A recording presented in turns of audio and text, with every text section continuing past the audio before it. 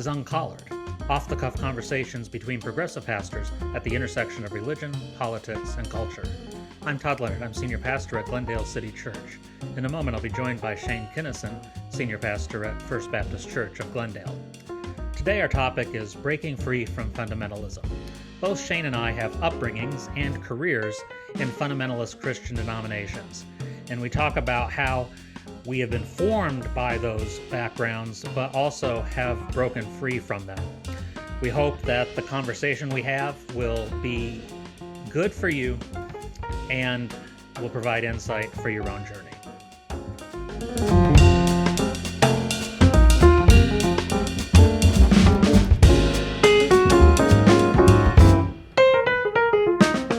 All right, Shane, good to see you, and good to be with you again. How have you been doing? Doing well, thanks, Todd. Hope you had a good Father's Day weekend. I know we did. Good. I did too. Got to spend it with my 3 girls and my wife, so it was a good weekend. Nice. Well, our family lives a distance away, so it was nice to be able to FaceTime my 2 sons and visit with my grandchildren and see them, as well as to make a couple of phone calls over the weekend to my dad.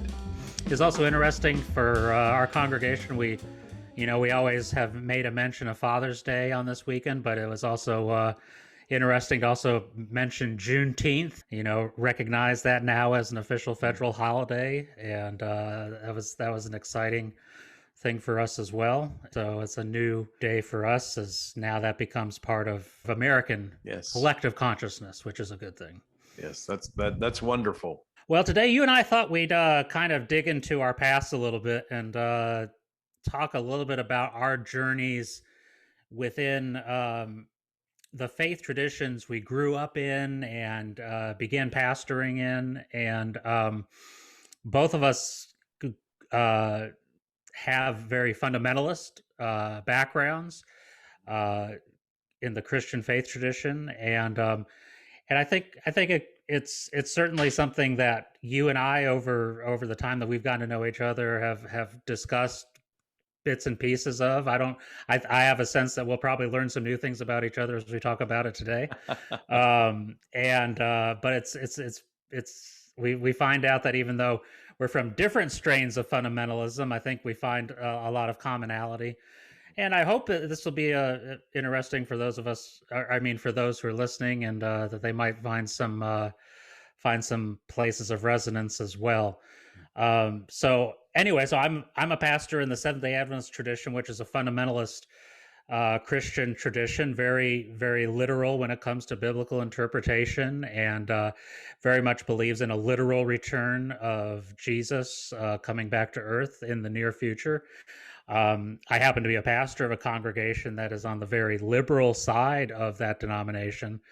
And so sometimes our congregation does not always look so much like the denomination that we're a part of. In other ways, culturally, we still do kind of look like that. So, but that's kind of the background that we're a part of. And so, Shane, why you can talk a little bit about where you come from. Sure. Thanks, Todd. Historically, I was cut out of the religious and spiritual fabric of the Southern Baptist Convention. South of the Mason-Dixon line, I'm a 5th generation Texan, 5th generation Texas Baptist. And so that was my heritage and my rootage, like you. Very literal interpretations of the scriptures, very narrow application of the scriptures in daily living. And that's the framework that I grew up in. I was born into it and grew up in it. When my father asked my mother to marry him, my maternal grandmother sat down with him, and she told my prospective father, she said, "I don't know what you're going to do, but I'll tell you what I'm not going to do. I'm not going to have any Methodist grandchildren." And so my father saw the light and was duly baptized by immersion in a First Baptist church of the little town where we were living. And we've been Baptist ever since. So that's actually how I was born into a Baptist cradle. And my mother and father were both actively leading and involved in lay leadership opportunities in that church where they were married and I was born, and it's been that way basically ever since. Yeah, I grew up very much, yeah, born bred. My family also very active lay leaders.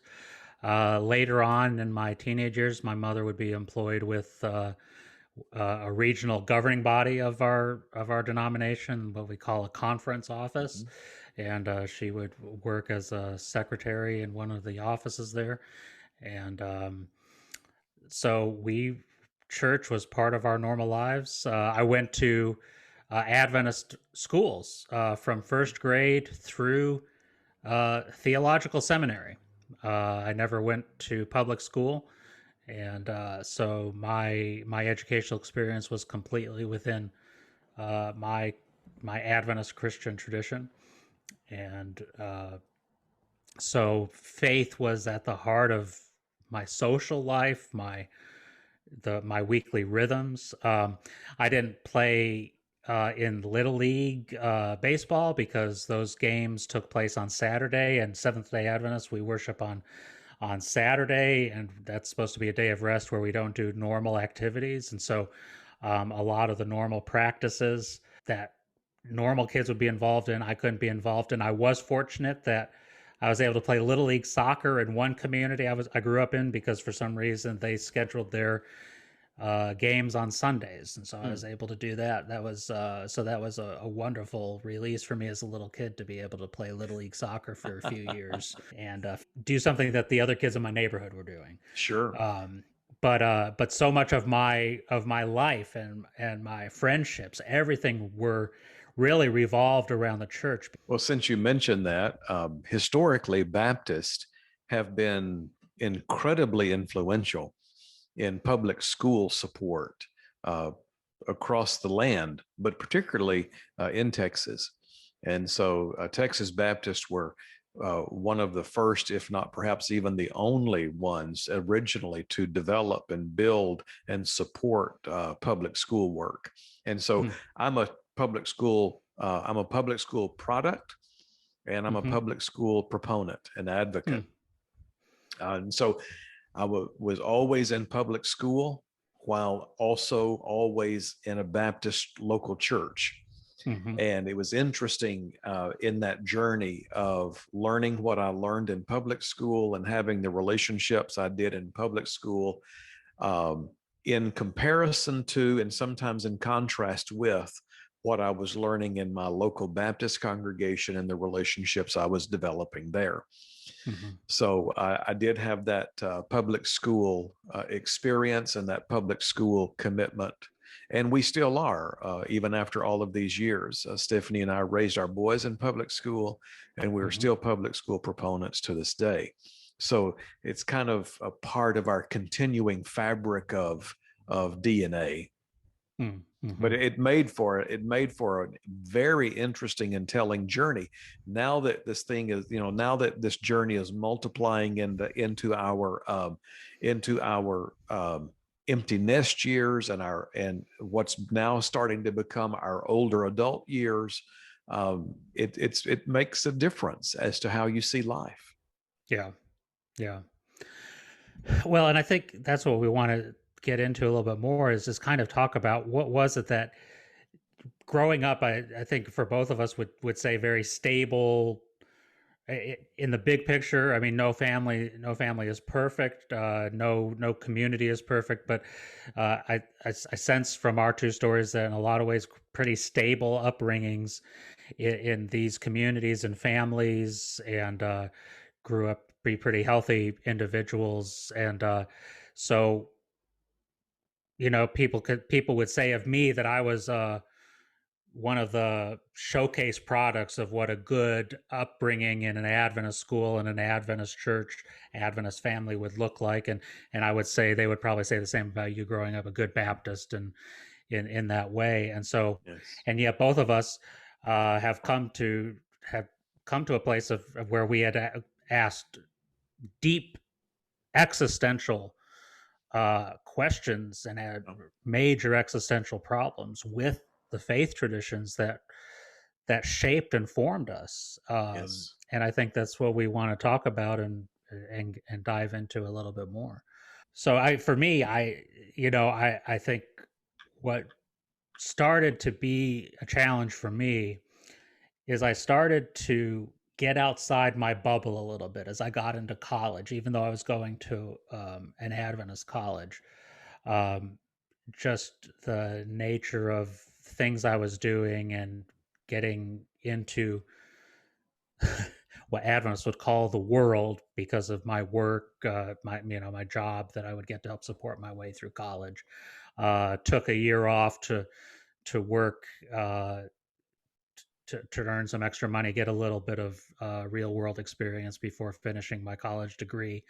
Um, that I started interacting with people who I found to be quite wonderful, good, godly people who gasp weren't Adventists, Yes. and um, and started to find out that uh, people that I had been taught to be wary of, and in fact that I had nothing to gain from them. That my job was to be the person to save them from their error and their wicked ways, that they in fact were blessing me and I was learning and growing from them.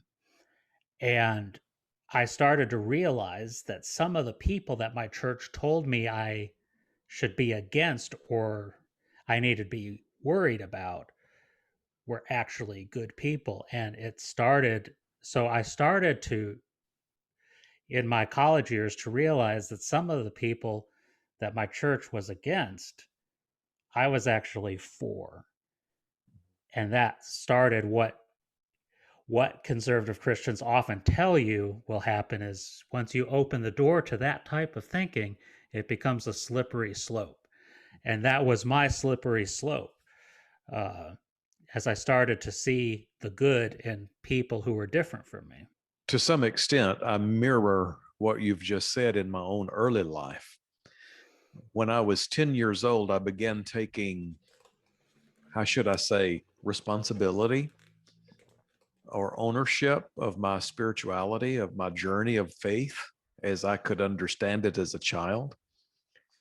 And I can still very consciously remember to this day that at the age of 10, I had to determine if God was right or if my grandfather was right, Mhm. because I was receiving two very conflicting views and stories and narratives, particularly around race.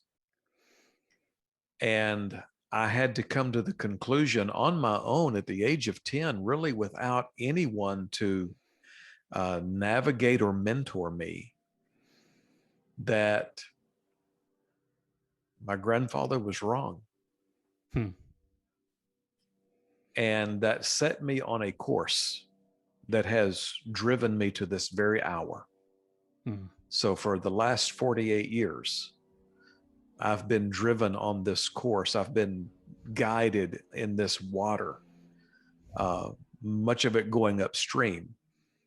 But I began swimming upstream of my culture at the age of 10. Wow.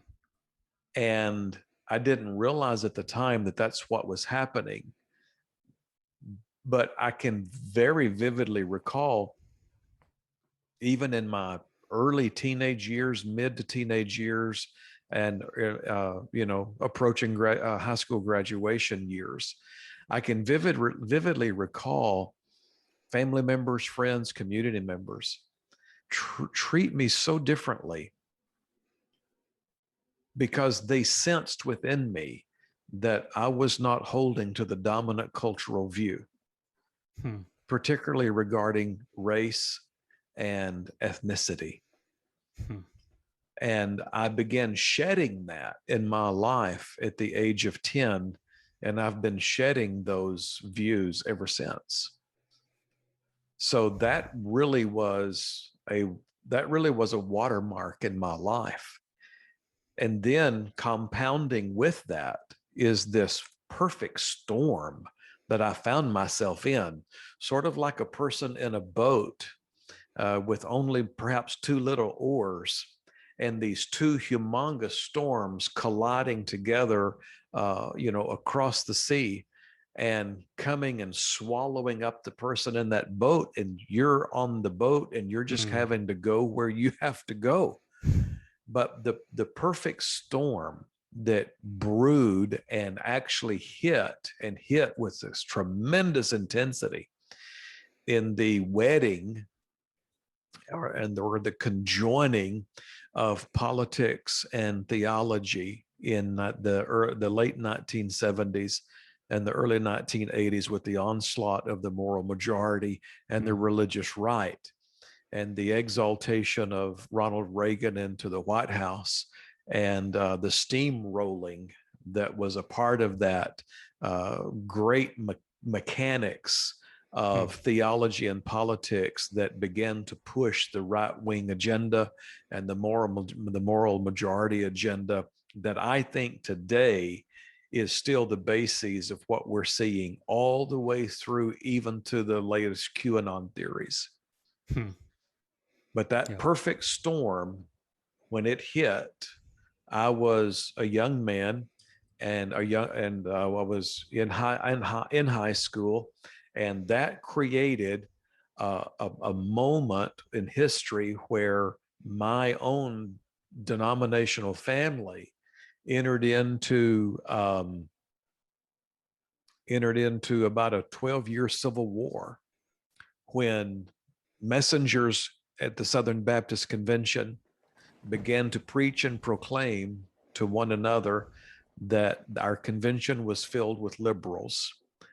Our denominational schools were filled with liberals. We had people in the pulpits that were liberal and no longer believed the Bible, and all of that caught fire like a Mm. wildfire across the grasslands, and it penetrated throughout the houses of worship and congregations and associations and state conventions in Southern Baptist life. But it was Mm. motivated by and fueled by political power and political persuasion and political objectives. Mm. So politics and theology came together in a very critical, perfect storm. And I was a young man when that hit, and um, that was extremely influential in continuing to shape my mind and my heart. My high school and college journey was starting to recognize challenges I saw within my faith tradition, within the Adventist church, and seeing that the the denomination was historically having a problem with being against different people and different belief traditions that it didn't need to be against, and it shouldn't be against, and it should be more inclusive of. And yet I felt that there was movement within the denomination at the time that I was, and this is for my experience in the late '80s into the '90s, is feeling that the the denomination was making steps towards becoming more inclusive. Uh, that it was becoming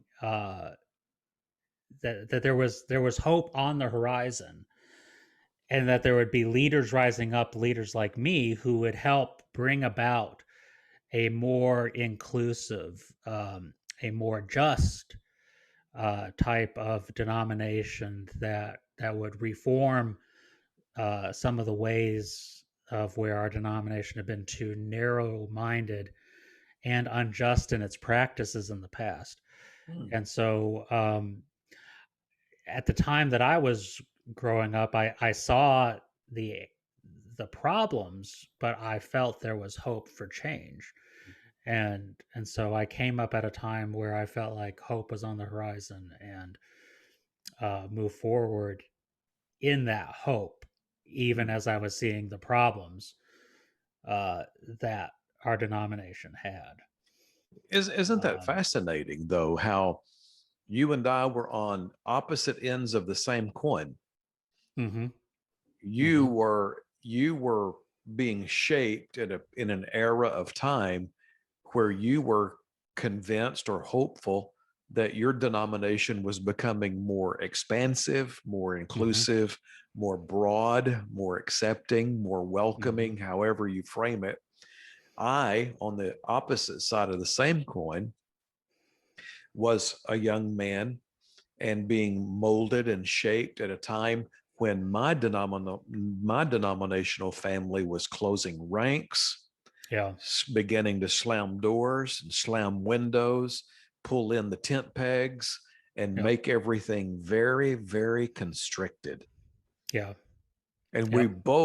we find friendship and commonality with each other, even though we've had the exact opposite experiences in trying to understand what's going on in our denominational frameworks. Right. Well, and I think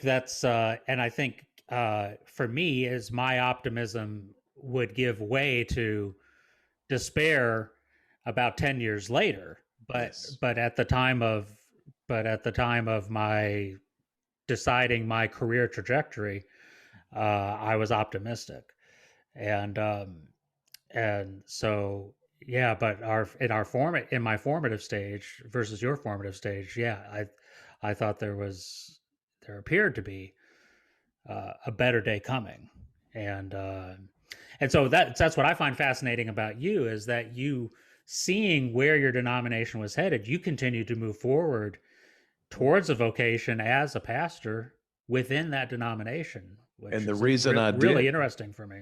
there was great freedom and flexibility in my home state, Hmm. in my home state Baptist life. Hmm. There were people who really cherished the freedoms of Baptist faith Hmm. and were living those freedoms out and were actually defending those freedoms from national onslaught.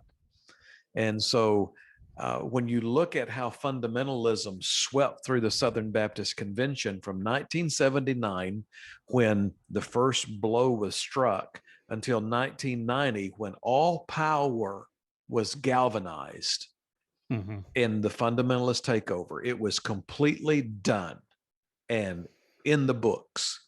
From 1979 to 1990, in all of that fundamentalist onslaught, only two state conventions of the entire Southern Baptist Convention did not fall to fundamentalism.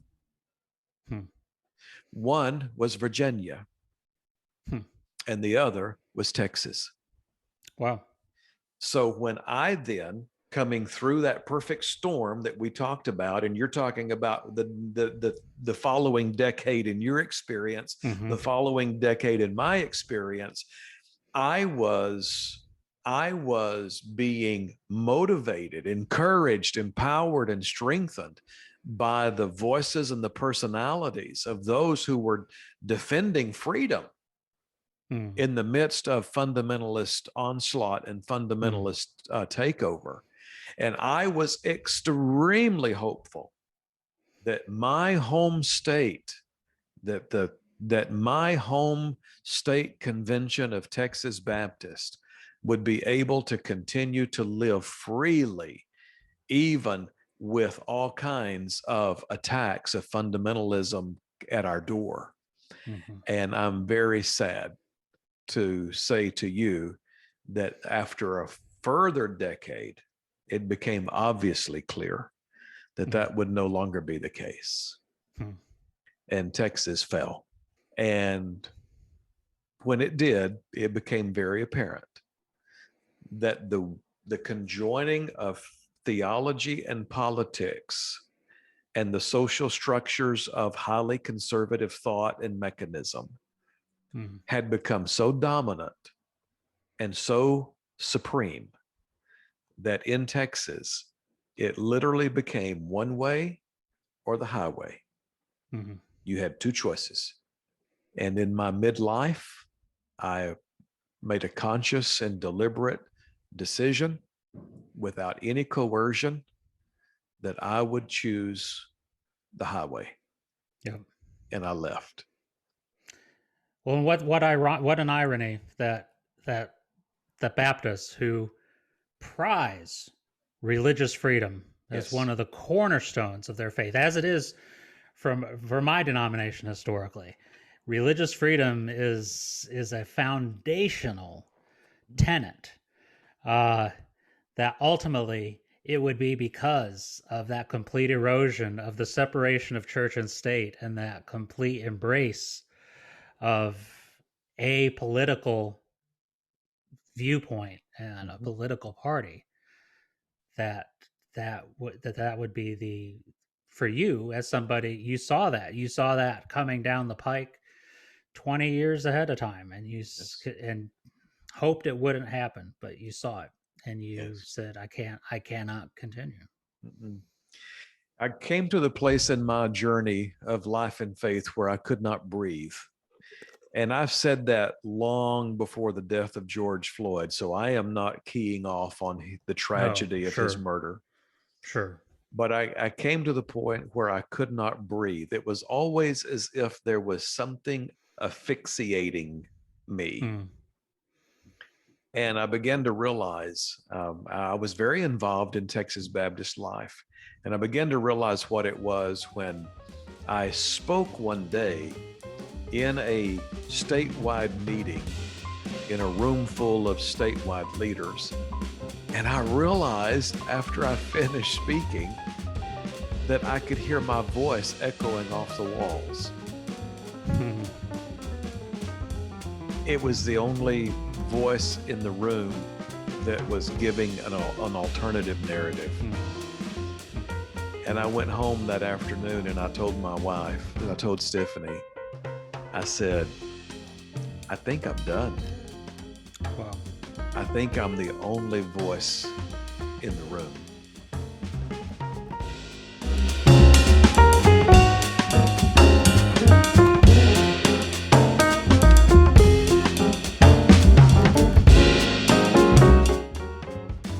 As you can tell, Shane and I have a lot to talk about, and so we will continue this conversation next week. We hope you enjoyed the conversation today, and we would love to get your feedback. Please email us at uncollaredpodcast@gmail.com. You can find Uncollared wherever you get your podcasts, including Spotify, Google Podcasts, and Apple Podcasts. You can watch Uncollared on YouTube. And please follow us on Facebook, Instagram, and Twitter.